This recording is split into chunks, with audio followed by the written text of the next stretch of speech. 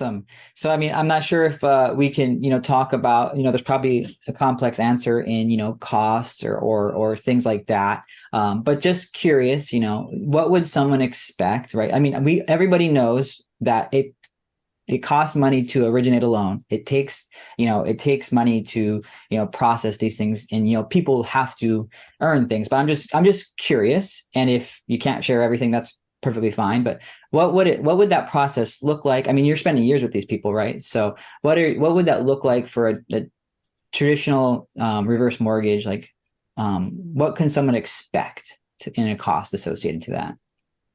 Okay, so for costs, there's the thing that, when I think about it, most of my borrowers understand the cost, so they don't really, um, you know, they're not really surprised by it, which is, I'm surprised now that I think about it. Um, because the costs, if you're comparing it to a traditional mortgage, then the costs are high.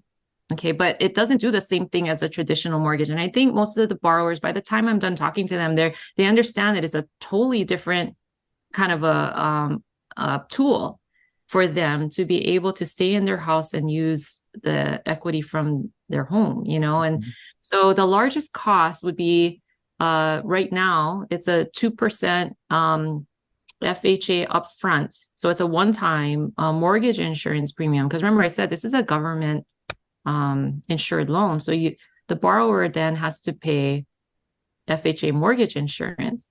And I think the reason why they're not surprised, like say you have a million, like $1 million home, 2% of a million is quite a bit, right? Yeah. So um they don't really balk at that. I mean, it's just, and I think it's because when we explain what it's for, they understand it.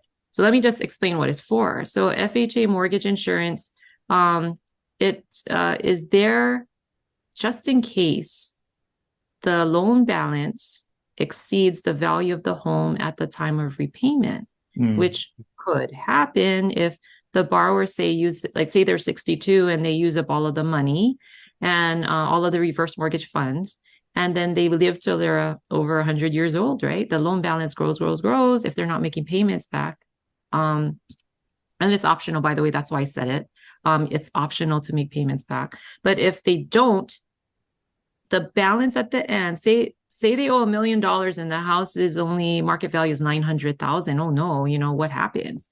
So the FHA mortgage insurance fund is what's going to cover the shortfall at the Gotcha. time of payment, so that the heirs don't have to worry about coming out of pocket with that money, Mm. right? So the insurance fund will cover them. And it's also good to know that, how mortgage companies come and go. I'm at one that's going to be around forever, by the way.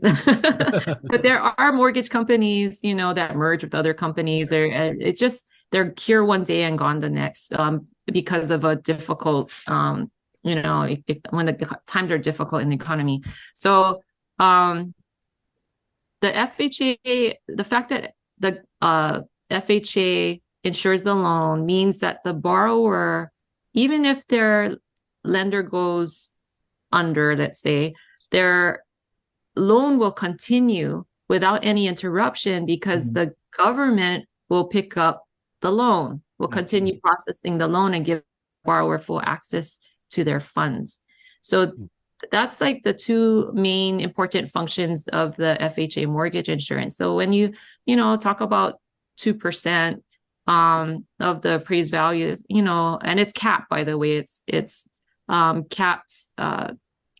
The insurance has a cap on it, and without getting too technical, just know that. Mm. But they understand it. Borrowers understand the importance of it, and that's not the only, by the way the premiums are collected on FHA mortgage insurance. It's collected a second way, and that's like right now it's a 0.5% on whatever the loan balance is. So 0.5% on the funds that were used, Mm. you know. So that's the biggest cost. And then you also have another large cost, which sometimes, depending on the market, situation, you can it's origination fee, and the maximum origination fee now is $6,000. So that may not be negotiable. And then you have the other costs that are people are familiar with, the appraisal fee, title insurance, recording charges, credit report, other things like that. But those two that I mentioned are probably the biggest fees. So, Absolutely. but and again, we explain everything. So if the borrower doesn't like it, they don't have to do it, and maybe that's why I don't see it so much. It's the ones that move forward are fine. They understand what the purpose of it is, and it's to help them, not to hurt them, That's good. Yeah. And then you asked about process. So the consultation portion of the process, again, could last years. Like the longest, I think was 6 years.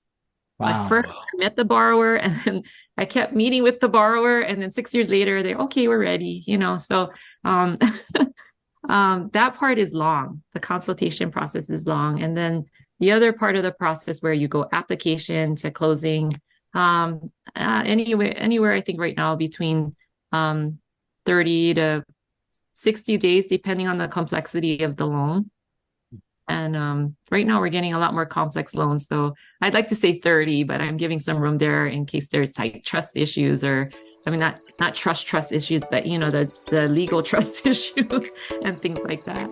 Yeah.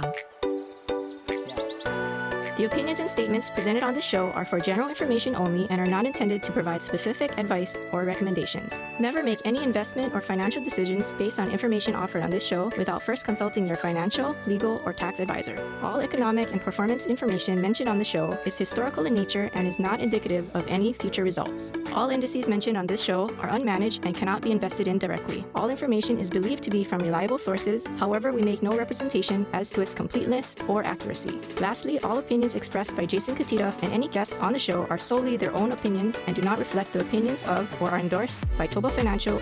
For Jason Cutitta, investment advisory services are offered through ToBA Financial LLC, a registered investment advisor offering advisory services in the state of Hawaii and in other jurisdictions where exempt from registration.